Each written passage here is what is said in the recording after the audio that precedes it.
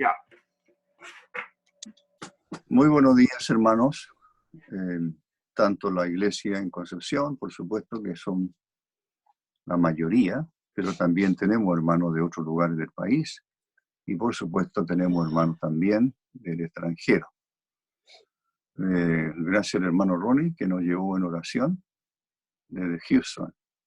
Muchas gracias. Saludo a su familia, a Jessica, y a todos los hermanos en Houston y en otros lugares. Yo estuve hablando un poquito en marzo, cuando esto partió, porque estaba estudiando el Evangelio según Juan en otra asamblea en Concepción. Pero durante el mes de abril, recién pasado, entonces hicimos un paréntesis en el estudio de este Evangelio, y entonces nuestro hermano don Luis Rodríguez, tomó el mes de abril. Y ahora yo retomo de nuevo este estudio en el Evangelio según Juan, que ya estamos finalizando el capítulo 15. Así que vamos a leer el último párrafo. Lo leí hace un mes atrás, pero vamos a releer, nuevamente a leer, desde el versículo 18 hasta el versículo 27 de este Evangelio según Juan. Versículo 18, y el título en alguna Biblia dice: el mundo os aborrecerá. Juan 15, versículo 18, el mundo os aborrecerá, y mayormente hablé de eso. Odio, la palabra original mayormente es odio hacia el Señor, odio también hacia el Padre, y por supuesto odio también a los creyentes. Eso es lo que estuvimos hablando. Dice el versículo 18: si el mundo os aborrece, sabed que a mí me ha aborrecido antes que a vosotros. Si fuerais del mundo, el mundo amaría lo suyo. Pero porque no sois del mundo, antes yo os elegí del mundo, por eso el mundo os aborrece. Acordaos de la palabra que yo os he dicho: el siervo no es mayor que su Señor. Si a mí, él es el Señor, me han perseguido, también a vosotros, mis siervos, os perseguirán. Si han guardado mi palabra, la palabra del Señor, también guardarán la vuestra. No nuestra palabra, sino la palabra que nosotros predicamos y que es del Señor. Si han guardado mi palabra, también guardarán la vuestra. Mas todo esto os harán por causa de mi nombre, porque no conocen. Ahí está la verdad. No conocen al que me ha enviado. Si yo no hubiera venido, ni les hubiera hablado, no tendrían pecado. Pero ahora no tienen excusa por su pecado. El que me aborrece a mí, también a mi Padre aborrece. Si yo no hubiera hecho entre ellos obras que ningún otro ha hecho, no tendrían pecado. Pero ahora han visto y han aborrecido a mí y a mi Padre. Pero esto es para que se cumpla la palabra que está escrita en su ley. Sin causa me aborrecieron. Pero cuando venga el Consolador, el Paracleto, el Consolador, el Espíritu Santo, ya había hablado del Espíritu Santo antes, pero cuando venga el Consolador, a quien yo os enviaré del Padre, el Espíritu de verdad, el cual procede del Padre, él dará testimonio acerca de mí. Y vosotros daréis también, o daréis testimonio también, porque habéis estado conmigo desde el principio. Bueno, dice después: estas cosas os he hablado para que no tengáis tropiezo, os expulsarán de la sinagoga, y aún viene la hora cuando cualquiera que os mate pensará que rinde servicio a Dios. Acuérdense de Saulo de Tarso, él pensaba que rendía servicio a Dios. Y harán esto porque no conocen al Padre ni a mí. Mas yo he dicho estas cosas para que cuando llegue la hora os acordéis de que ya os lo había dicho. Hasta aquí. Quisiera terminar el capítulo 15 realmente con algunas algunos puntos que no, en su momento no los, creo mayormente no los toqué mucho. Pero ya no quisiera repetir tanto, pero solamente acordaros de esto que el Señor está diciendo. Está hablando de, porque no sois del mundo. Así dice, yo os elegí, versículo 19. Si el mundo os aborrece, sabed que a mí me ha aborrecido antes que a vosotros. Si fuerais del mundo, el mundo amaría lo suyo, pero no soy del mundo. Esto es algo que en su momento enfaticé y vuelvo a repetirlo. No soy del mundo. El apóstol Juan vuelve en su epístola, vuelve a retomar este tema con más fuerza aún. Realmente el que ama al mundo se constituye en enemigo de Dios. El mundo con todas sus filosofías y sus atracciones, etcétera, no somos de ese mundo. Estamos en el mundo, pero no somos del mundo. Así, luego habla entonces de la persecución, también a vosotros perseguirán. Si han guardado mi palabra, bueno, también guardarán la vuestra. Más todo esto harán, etcétera. Entonces quisiera hablaros primero que nada del pecado inexcusable. Algo hablé de ello. El pecado que no tiene excusa, el pecado que es imposible que tenga excusa. La lectura del versículo 22 dice, si yo no hubiera venido, no tendrían pecado. No quiere decir que el ser humano no sea pecador. No está diciendo eso. Nacimos pecadores. El pecado entró por un hombre, eso dice la Escritura. Luego el apóstol, luego la enseñanza divina a través de la epístola del apóstol dirá, todos pecaron. Dice, por cuanto no hay diferencia, hemos acusado a judíos y a gentiles que todos están bajo pecado. No hay diferencia, todos pecaron. Por ende, están destituidos de la gloria de Dios. Quiere decir que la persona del Señor, la persona divina, está absolutamente inalcanzable para todo ser humano. No importa dónde viva, no importa lo que haga, si no tiene el perdón de sus pecados, si no tiene la salvación de su alma, si jamás ha creído en Cristo como su Salvador, ese hombre o esa mujer irá a la eternidad, al juicio primero y a la condenación eterna. El pecado más grande es rechazar a Cristo. Ese es el pecado. Ahora lo que el Señor está diciendo aquí, no tendrían pecado, si yo no hubiera venido, no tendrían pecado. No los está inculpando de pecado. No, ellos siguen siendo pecadores, pero si el Señor no hubiera venido, como que no habría una base para culparlos, ¿verdad? Pero sí, hemos nacido pecadores. Si yo no hubiera venido, pero sí, Dios, el Hijo eterno de Dios sí vino, siendo Dios se hizo hombre. El apóstol Juan a los inicios de este evangelio dice, en el principio era el verbo era con Dios y el verbo era Dios. Para agregar más adelante, y aquel verbo, versículo 14, y aquel verbo, el verbo del versículo 1, el que en el principio era con Dios, porque no tiene principio, porque es eterno, porque de la misma esencia de Dios. Y aquel verbo fue hecho carne, agregando el apóstol, y habitó entre nosotros, puso su tienda entre nosotros, tabernaculó entre nosotros. Y vimos su gloria. Gloria como del unigénito del Padre, lleno de gracia y de verdad. Vimos su gloria. Qué privilegio. El de Juan, el de Pedro y de todos aquellos que estuvieron con él esos años, siguiéndole, escuchando sus enseñanza, viendo sus milagros. Juan dice, vimos su gloria.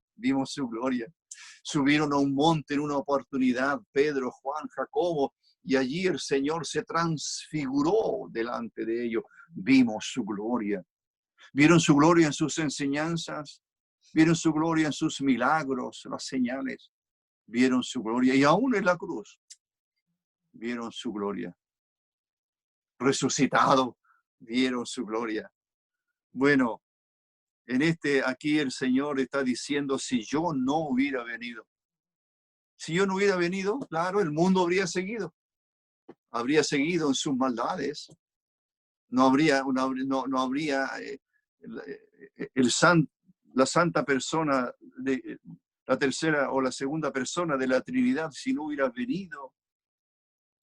Dice él, ¿cómo culparle de pecado? Seguirían en sus pecados, pero el Señor dice que el Hijo de Dios vino del cielo, vino enviado por el Padre, a los suyos vino. El punto aquí es la venida de Cristo. Y la venida de Cristo es lo primero que acusa al pueblo judío. Eso es lo primero. La primera acusación que ellos tienen es, el Mesías vino, el Hijo de Dios vino, se hizo hombre, nació de aquella virgen, conforme a la profecía, nació en Belén, conforme a la profecía.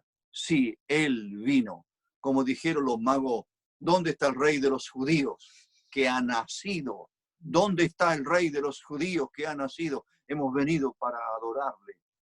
Os ha nacido hoy, dijo el ángel a los pastores allí en Belén, os ha nacido hoy un Salvador, que es Cristo el Señor. Ha nacido hoy un Salvador. Ha venido el Salvador del mundo, vino. No hay excusa. Aquellos que me escucháis sin Cristo, no tienes excusa. Hace 2000 años, el Hijo de Dios vino, se hizo hombre, siendo Dios, tomó forma humana, asume una naturaleza que jamás había tenido, sin pecado. Es Dios y es hombre. Él es el que murió en la cruz. Murió para salvarte, murió para salvarnos, murió para hacernos hijos de Dios, murió para llevarnos de este mundo, sacarnos. Ya nos sacará muy pronto, vendrá a las nubes. Sube acá, dirá él, sube acá. Y todos los creyentes en Cristo, los muertos en Cristo, resucitarán primero. Y luego nosotros los que vivimos seremos arrebatados en las nubes para recibir al Señor en el aire, y así estaremos siempre con el Señor. Partiremos de este mundo. En cualquier momento partiremos de este mundo, pero será para ir a estar con el Señor. Como Pablo dice a los filipenses, estar con Cristo es muchísimo mejor. ¿Hay muchas amenazas? Sí. ¿Hay muchos temores? Sí. ¿Hay mucha incertidumbre? Sí. Pero hay algo que es cierto, hermanos, en Cristo. Por eso que el apóstol termina ese párrafo a los tesalonicenses diciéndole, alentaos, alentaos, alentaos los unos a los otros. Con estas palabras. ¿Con cuáles palabras? Cristo viene, Maranata, cuando escribió a los Corintios, Maranata, el Señor viene. Y viene pronto. No, así el pecador no tiene excusa porque el Salvador vino. No tiene excusa porque hay un Salvador disponible. No hay excusa. No hay excusa. Sí, hay pecado en el hombre y la mujer que rechaza a Cristo. Cristo el Señor vino, está aquí, está en este mundo, está con los creyentes, está cuando predicamos el Evangelio, está cuando testificamos de Él. Cristo está. El pecador es inexcusable. Inexcusable. El mismo versículo 2 dice, ni les hubiera hablado. Primero, si no hubiera venido. Ahora dice, ni les hubiera hablado. No tendrían pecado. O sea, no podría inculpárseles de pecado. Pero yo vine, no solo Él vino del cielo, se hizo hombre. No, no dejó de ser Dios. Pero Él tomó forma humana, vivió como todos nosotros. Miren, nació pobre allí en Belén, se crió en Jerusalén, tuvo que huir a Egipto por un tiempo, vuelve a Jerusalén, allí es criado. Hasta que a los 30 años comenzó a predicar. Arrepentíos, el reino de los cielos se ha acercado. hizo milagros y enseñó. Y aquí habla de la enseñanza entregada por él. Si yo no les hubiera hablado. ¿Cuánta enseñanza entregó en casi un poquito más de 3 años o 3 años y medio, dicen algunos? ¿Sabe? Todos esos años los pasó enseñando. Él hizo milagros cuando hubo necesidad. ¿Sí? Cuando se encontró con un paralítico, lo sanó. Cuando se encontró con un ciego, le dio la vista. Cuando se encontró con cuando vino un leproso antes de él y se hincada la rodilla, le dijo, Señor, si quiere, puedes limpiarme. Y el Señor dijo, quiero, le tocó. Pero él sanaba a aquellos con quienes se encontraba. Pero ¿sabe? Su tarea más preciosa, por así decirlo, la tarea más grande que él hizo después de su sacrificio en la cruz, sí. Pero su tarea que más amó, creo yo, la tarea que él más anheló, es pasar el día y parte quizás de la noche enseñando. Enseñando. Oh, maestro, maestro. Por eso Pedro en un momento dado le dijo, tú tienes palabra de vida eterna. Tú tienes palabra. Oh, la gente, los alguaciles que fueron a tomarle, a apresarle, dijeron, nunca, ¿por qué no la habéis traído? Dijeron las autoridades. Y ellos dijeron, nunca, nunca, ningún hombre ha hablado como este hombre. Tú tienes palabra de vida eterna. Si yo no les hubiera hablado, si él no hubiera venido y si no hubiera hablado, enseñado, ¿qué es lo que enseñó? Lo que oyó del Padre, lo que oyó del Padre. El Señor dice en su palabra, en Juan, en realidad capítulo 6, 63, el Espíritu es el que da vida, la carne para nada aprovecha. Las palabras que yo os he hablado son espíritu y son vida. Las palabras que yo, aquí está haciendo énfasis, si primero hizo énfasis en su venida, ahora está haciendo énfasis en la enseñanza, en la palabra que él enseñó. Si yo, dice él, el que quiere, las palabras que yo os he hablado son espíritu y son vida, palabras de vida. Habló con la mujer samaritana, le habló. Quizás cuánto tiempo, algunas horas, le estuvo enseñando a esa mujer. Si conocieras el don de Dios, le dijo. ¿Y quién es el que habla contigo? Tú le pedirías y él te daría agua viva. Si conocieras el don de Dios y quién es el que habla contigo. Si él habló palabra de vida eterna, habló palabra de perdón. Una mujer adúltera fue llevada delante de él y el Señor dijo a quienes querían apedrear, le dijo, muy bien, el que de vosotros esté sin pecado, sea el primero en arrojar la piedra contra ella. Y se agachó y siguió escribiendo en tierra, que era lo que estaba haciendo, cuando llegó esta multitud de hombres que traían a esta mujer. Se fueron todos, desde el más viejo hasta el más joven. Todos se fueron, no quedó nadie, excepto el Señor, y la mujer ahí estaba. Y el Señor dijo, ¿y dónde están los que te acusaban? ¿Ninguno te condenó? Y ella dijo, ninguno, Señor. ¿Cómo pecadores podrían condenar a otra pecadora? Pero hay alguien, y el Señor le dijo, ni yo te condeno. El Santo Hijo de Dios sí podía condenar. Ni yo te condeno. Vete, vete, vete. No peques más. No peques más. El Señor, ¿cuánto enseñó? Por la mañana, en una playa, en un cerro, en la sinagoga, en una casa, en el templo. ¿Cuántos pueblos visitó? Desde muy temprano enseñó, enseñó, enseñó.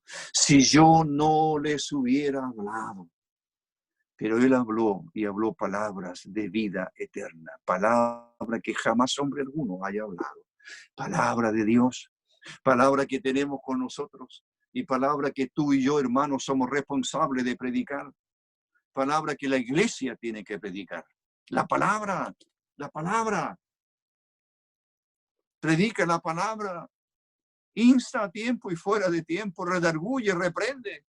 Predica la palabra. Hermanos, si no predicamos la palabra antes de la pandemia, aprendamos la lección. Si el Señor nos permite pasar esto y podamos seguir congregándonos como es nuestro anhelo, a esta hora estaríamos en nuestra escuela dominical y enseñando la palabra. A las 9:30 de la mañana estaríamos sentados alrededor de una mesa donde habría un pan y una copa y estaríamos haciendo memoria de nuestro Salvador. Hermano, echas de menos. Te pregunto, hermano, hermana amada, donde quiera que estés, ¿no te acordaste que hoy es domingo, primero de la semana? Y que habríamos estado temprano a las 9:30 sentados, cantando himnos de alabanza o parándonos para alabar al Señor con nuestras oraciones. Y luego partiríamos el pan, como el Señor dijo, hacer esto en memoria de mí. Tomaríamos la copa y como el Señor dijo, bebed todos. Esto es mi sangre que por vosotros se derrama. Todas las veces que comiereis este pan y bebiereis esta copa, la muerte del Señor anunciáis hasta que Él venga. ¿No echamos de menos congregarnos?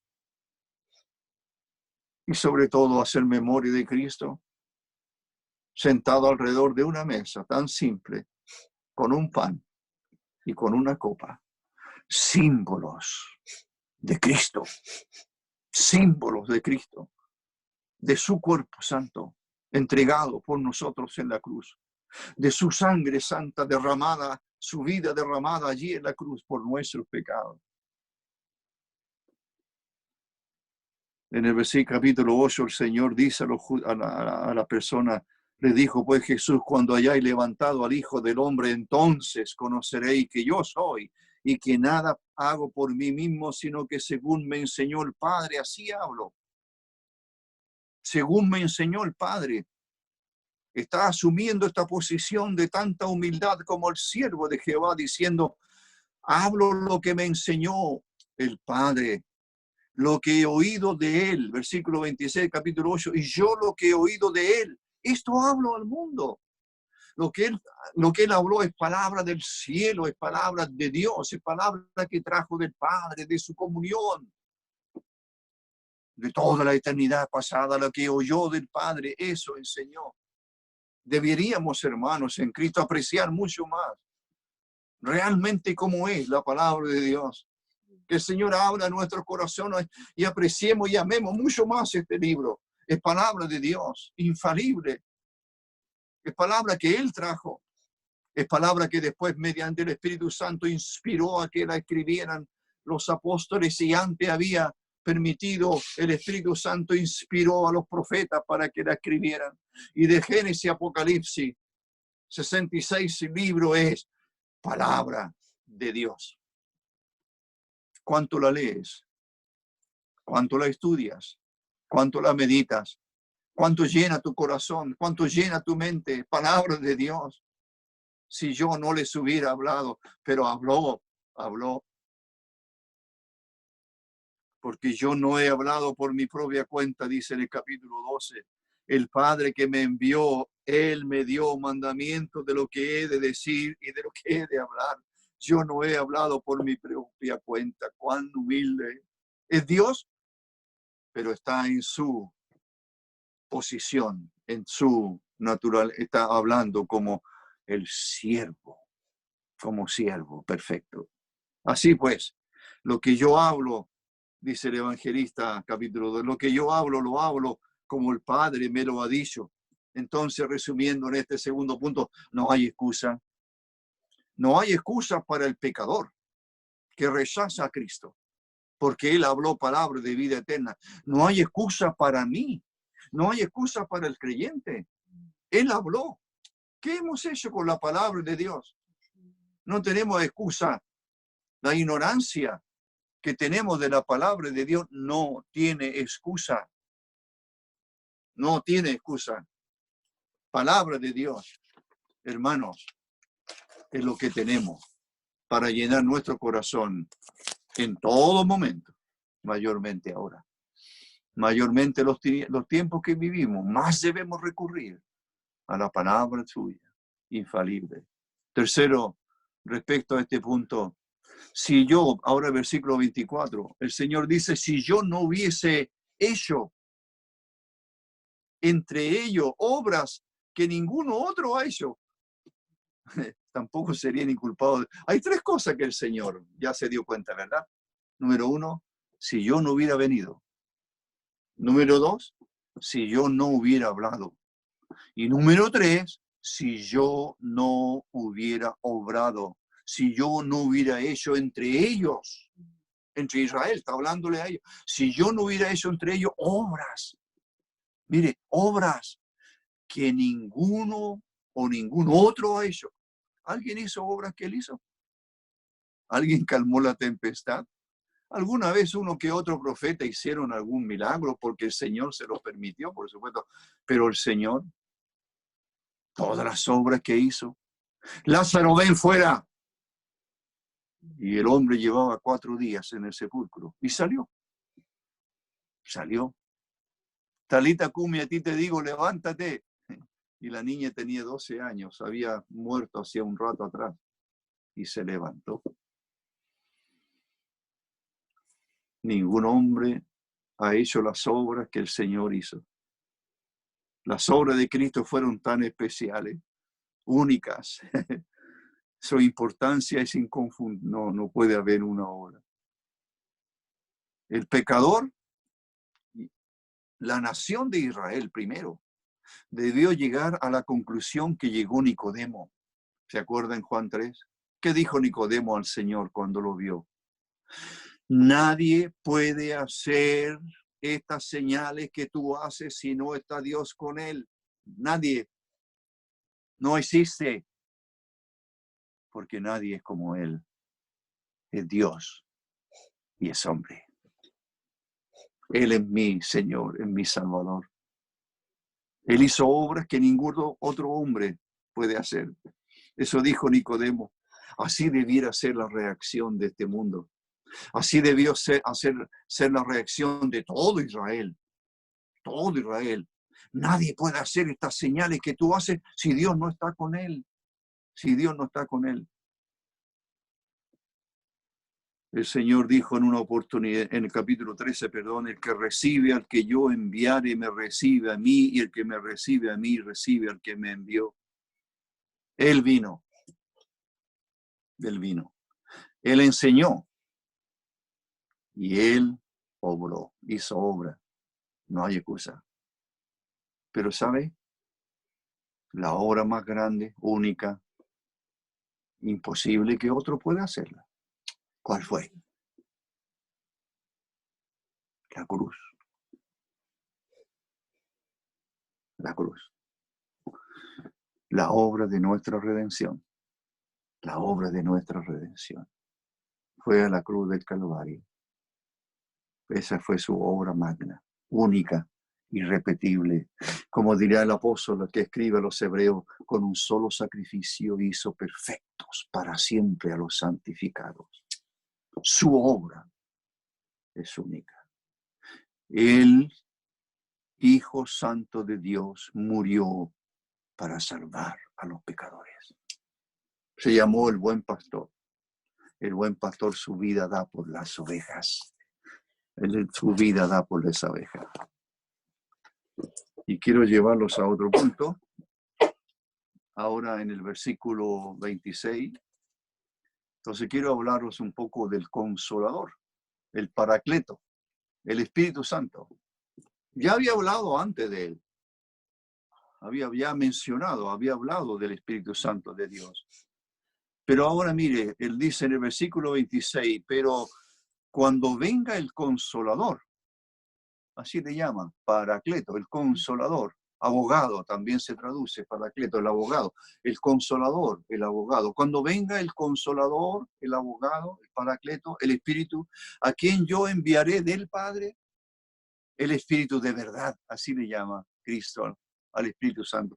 El Espíritu de verdad, el cual procede del Padre Él dará testimonio acerca de mí. Primero habló de su venida. Primero habló de sus palabras, enseñó. Después habló de las obras que hizo. Y ahora habla del Espíritu Santo que vendrá, que será enviado por él, que vendrá o procederá del cielo, del Padre, vendrá a este mundo. Y al venir a este mundo, su tarea será dar testimonio acerca de Cristo. ¿Cómo puede haber excusa? ¿Cómo el pecador puede tener excusa? El Señor vino, el Señor enseñó, el Señor hizo obras, y ahora el Espíritu Santo vendrá, y vendrá, según este texto, hablará luego en el capítulo 16 más del Espíritu Santo. Esta es la segunda vez que lo menciona. Entre paréntesis, Juan, el evangelista, el que más lo menciona aquí. Y él dará testimonio acerca de mí. Mire, el Señor animó a sus discípulos con la promesa de la obra que realizaría el Espíritu en el mundo. Porque luego en el último versículo hablará de la tarea de los discípulos. Pero primero habla que esa misma tarea que los discípulos harán de dar testimonio, primero es mencionado el Espíritu Santo de Dios. Así como el trabajo de Cristo, la obra del Señor en este mundo era promover al Padre, glorificar al Padre en todo lo que enseñó y en todo lo que hizo.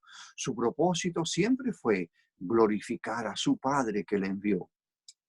Era hablar de Él, su Padre. Así como Él hizo esa tarea, el Espíritu Santo vendrá a este mundo, vendría a este mundo, ya vino hace 2000 años, y el Espíritu vendrá a testificar de Cristo, vendrá a testificar de Jesús, aquel Jesús de Nazaret que llevaron a la cruz. El Espíritu Santo, cuando vendrá, el día de Pentecostés vino, Él vendrá a dar testimonio, a testificar que Jesús es el Mesías. Él es el Espíritu de verdad, así le llama en el capítulo 16, le llama el Espíritu de verdad. Él presenta la verdad de Dios al mundo. Esto es importante. Él presenta la verdad de Dios al mundo. Este libro fue inspirado. Todos los escritores, desde Moisés, a través de toda la escritura, todos los que escribieron este libro precioso, que es palabra de Dios, nadie escribió por su propia cuenta. Todos escribieron. Como dice el apóstol Pedro y habla de los profetas, dice que hablaron los santos hombres, así le llama a los profetas del Antiguo Testamento, les llama el apóstol Pedro en su epístola, dice, capítulo 2, los santos hombres de Dios hablaron siendo inspirados, llevados, impulsados. Hablaron siendo inspirados por el Espíritu Santo de Dios. No hablaron por su propia cuenta. No, el Espíritu Santo guía a Pablo en la cárcel para escribir la epístola a los filipenses. O guiará para escribir a Romanos. Guiará a Pedro para darnos sus 12 epístolas. Guiará a Juan para escribir este evangelio precioso que estamos leyendo. Guiará a Juan para escribir sus epístolas. Y por supuesto, la tremenda visión del libro Apocalipsis. Yo estaba en el Espíritu en el día del Señor y allí escribirá. Allí se le revelará y después se escribirá todo lo que vio. Seguimos. Dice estamos hablando del Espíritu Santo y de su obra en este mundo. El Espíritu de Dios, el Consolador, el Paracleto, el Abogado. Él vendrá, es enviado del Padre. Tal como el Hijo fue enviado del Padre, también el Espíritu Santo es enviado del Padre. Qué interesante pasaje, qué interesante verdad. Solo en este pasaje se afirma que el Espíritu Santo, el Paracleto, el Consolador, se le menciona en esta posición de dar testimonio de Cristo. Viene del Padre, es enviado por el Hijo. Enviado por el Hijo, viene del Padre, procede del Padre, viene del cielo. El Espíritu Santo es Dios. Dios es trino, Padre, Hijo, Espíritu Santo. El Hijo vino y ahora el Espíritu Santo vino. Y viene a dar testimonio, según este pasaje, viene a dar testimonio del Hijo. Padre, Hijo y Espíritu Santo absolutamente involucrados, mire, involucrados en este mundo. Involucrados en este mundo malo, en este mundo malvado. El Espíritu Santo está en la iglesia morando, está en los creyentes. Hermanos, el Espíritu Santo mora en ti, en tu cuerpo. Somos templos del Espíritu Santo. Este mundo es privilegiado y los creyentes mayormente privilegiados de conocer al Señor y de ser templo del Espíritu Santo. De tal manera que cuando hablamos la palabra, cuando procedamos, cuando hagamos obras, lo que hagamos, testifiquemos, que tengamos presente que el Espíritu Santo mora en nosotros.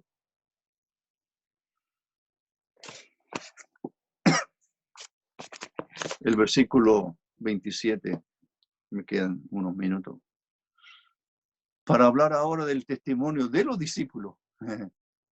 Esa es la tarea, es la misma tarea del Espíritu Santo, ¿se dio cuenta?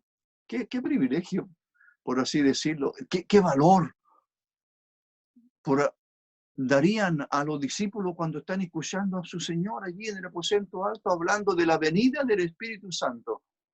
Cuando venga el Paracleto, cuando venga el Consolador, Él dará testimonio de mí. Pero ahora mire lo que le dice a los discípulos, y vosotros daréis testimonio también. Así como el Espíritu Santo viene para dar testimonio de mí, vosotros también en este mundo daréis testimonio de mí. El Espíritu Santo de Dios y nosotros, hermanos, tenemos la misma tarea. Dar testimonio de Cristo. Dar testimonio, ser testigo. Los verdaderos testigos. Hay falsos testigos, pero los verdaderos testigos es el creyente en Cristo, cuyos pecados han sido redimidos, borrados, limpiados, cuyo Salvador es uno solo, el Hijo eterno de Dios que murió en la cruz. El verdadero testigo es aquel en quien mora el Espíritu Santo de Dios. No puede testificar sino de Cristo y lo hace porque el poder del Espíritu Santo está en él. La dirección del Espíritu Santo está en él. No puede haber mensaje del cielo. No puede haber mensaje del cielo, sino aquel que es guiado por el Espíritu Santo de Dios. No sé si lo mencioné alguna vez, pero un escritor, un predicador del pasado, muy buenos predicadores en el pasado, ¿verdad? Este se llama, por si lo buscan, ya no, casi no existe el libro de Ravenhill. Cuando escribe uno de sus libros, él dice, le preguntan sobre la unción del Espíritu Santo. ¿Cómo explicar la unción del Espíritu Santo en él? Y él dijo, no sé explicarla. No sé explicarla. Cuando la unción está en mí, no sé cómo explicarlo. Pero lo que sí sé es cuando no está en mí.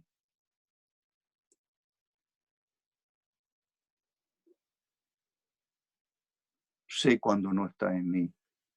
El Espíritu Santo guiándolo en su tarea de testificar, de anunciar, de proclamar, de predicar el Evangelio glorioso o de enseñar la palabra de Dios. No se puede hacer esas tareas magnas, santas, sin el Espíritu Santo en nosotros, guiándonos.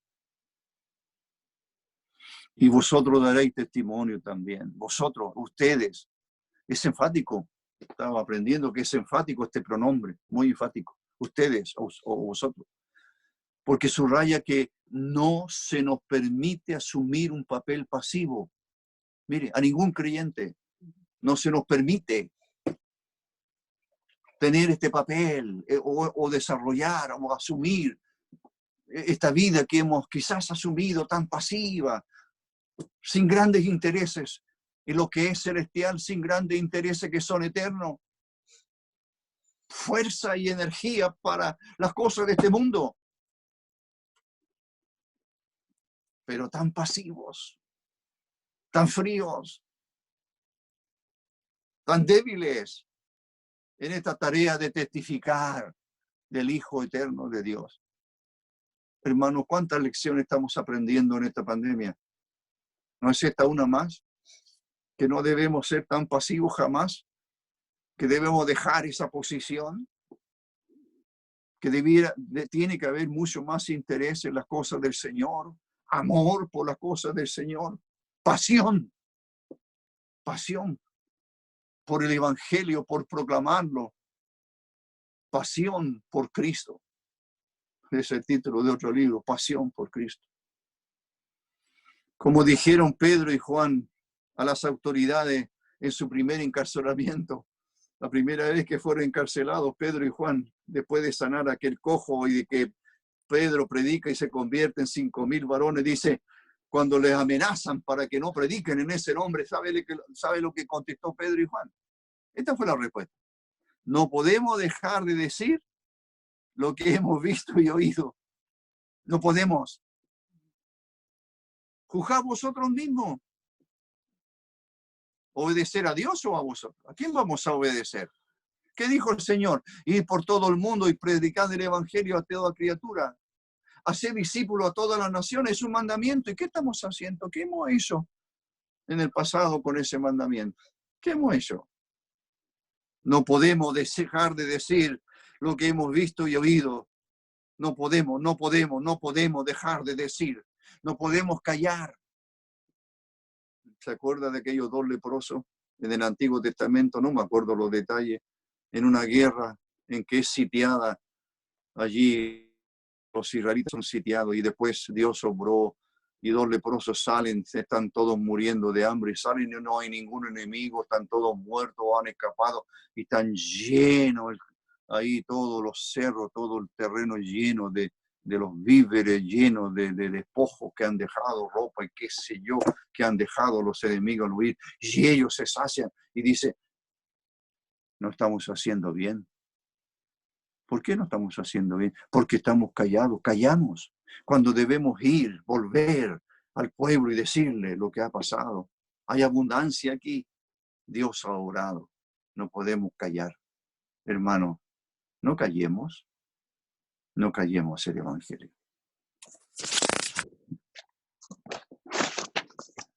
Y en su primer mensaje, Pedro dijo, a este Jesús resucitó Dios, de lo cual todos nosotros somos testigos. Hay otro pasaje más que hablan de ser testigo, me salto, porque ya me encuentra el reloj.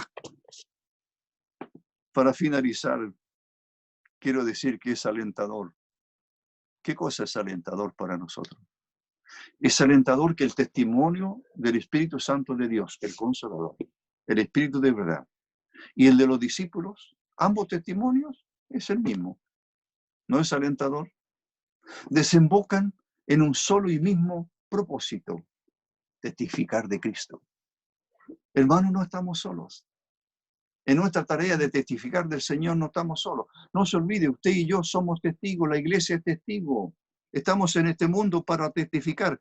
El Señor dijo a los discípulos en Hechos 1:8, pero recibiréis poder cuando haya venido sobre vosotros el Espíritu Santo y me seréis testigos. Recibiréis poder y me seréis testigos. En Jerusalén, en toda Judea. Es alentador, hermano. Es alentador que el Espíritu Santo de Dios está con la iglesia, está en la iglesia, está con los creyentes hasta el fin del mundo, hasta que termine esta era, hasta que seamos llevados. El Espíritu Santo estará, siempre ha estado y siempre estará con nosotros. Animémonos con estas preciosas palabras. Oremos. Padre nuestro, Señor nuestro, Supremo Señor, tú que creaste el cielo y la tierra y todas las cosas que en ellos hay. Te alabamos esta mañana. No podemos congregarnos, anhelamos congregarnos como lo hacíamos. Pero gracias, Señor, que tu palabra no está presa. Así dijo Pablo en la cárcel. Escribiendo, dijo, sí, él estaba preso, pero la palabra no está presa. Nosotros en alguna medida estamos presos. Así lo citó un hermano hace un tiempito atrás. Pero tu palabra se puede proclamar a todo el mundo por este medio. Bendice tu palabra.